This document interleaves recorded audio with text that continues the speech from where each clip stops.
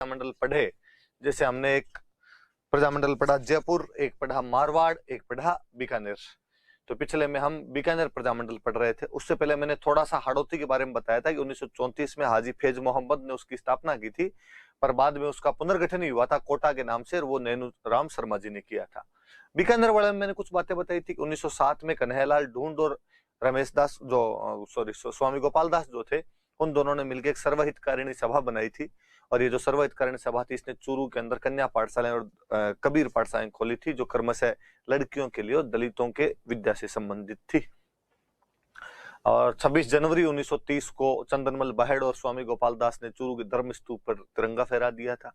1931 के दूसरे गोलमेज सम्मेलन में भाग लेने के लिए जब गंगा सिंह जी गोलमेज सम्मेलन में भाग लेने के लिए लंदन गए, तो वहां पर इन लोगों ने एक बीकानेर दिग्दर्शन नाम का पर्चा मंटवाया, जिसमें उनके शासन की आलोचना थी।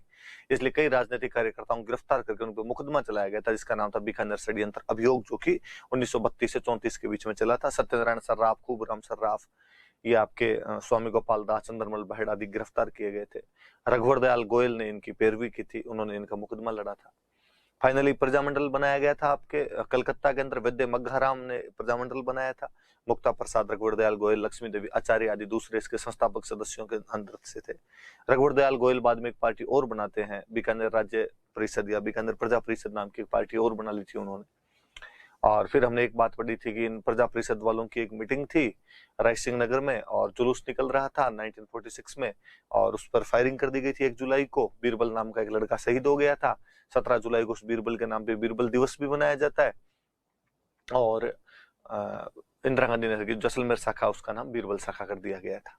हम ये भी पढ़ रहे थे कि यहाँ पे 1946 में 2 दिवस मनाए गए थे। 23 जनवरी को मनाया गया था नेताजी दिवस, और 26 जनवरी को मनाया गया था स्वतंत्रता दिवस। उससे पहले 1944 में शार्दुल सिंह के दमन के खिलाफ 26 अक्टूबर को बीकानेर दमन विरोधी दिवस भी मनाया गया था। तो हमने कहा था भाई दिवस वगैरह भी थोड़े से याद रखने अपने को।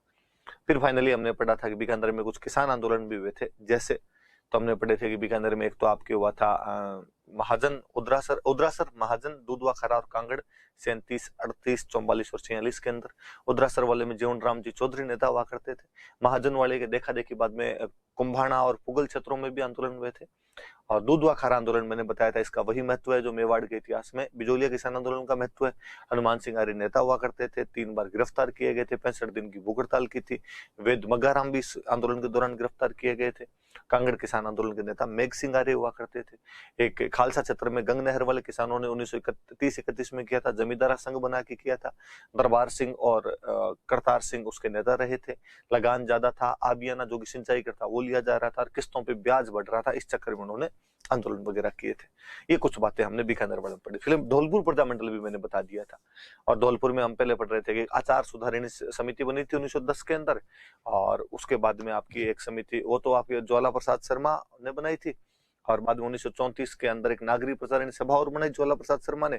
उसमें उनके साथ में यमुना प्रसाद थे, और दूसरे वाले में उनके साथ में ये जौहरीलाल इंदू हुआ करते थे। फिर कृष्णदत्त पालीवाल ने 36 में प्रजामंडल बना लिया था। और फिर प्रजामंडल की एक बड़ी घटना मैंने बताई थी, तसीमो नाम के गांव में 11 अप्रैल 1947 को फायरिंग कर दी गई थी। और उसके अंदर आपके 2 पंचम सिंह और छत्तर सिंह नाम के 2 लड़के थे, वो उसके अंदर शहीद हो गए थे। तो वो बात याद रखने वाली बात थी, आप याद रख लेना। चलो आज अब हम आगे बढ़ते हैं, एक और बड़े प्रजामंडल की बात करते हैं हम।